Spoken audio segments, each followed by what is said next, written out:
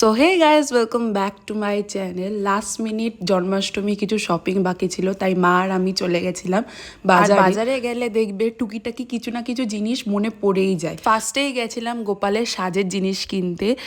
আমরা কাঁচরাপাড়ায় গেছিলাম, সেখানে ড্রেস কিনেছি, কিন্তু যে গোপালের সাজের জিনিস সেটা আমাদের মাথা থেকেই বেরিয়ে গেছিল।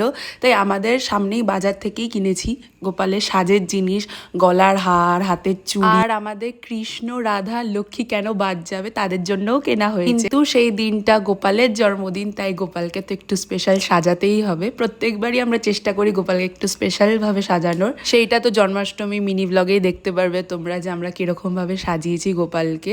তারপরেই চলে গেছিলাম বালুনস আর ক্যান্ডেল কিনতে।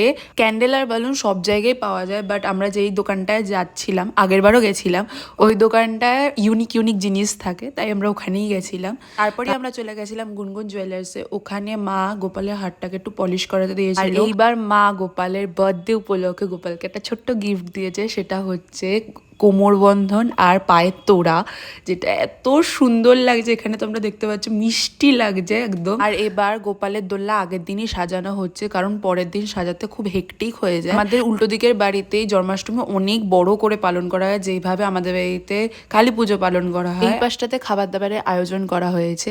সো এই শর্টটাই, কারা কারা জন্মাষ্টমীর জন্য এক্সাইটেড তারা কমেন্টে নিশ্চয়ই জানিও। টাটা।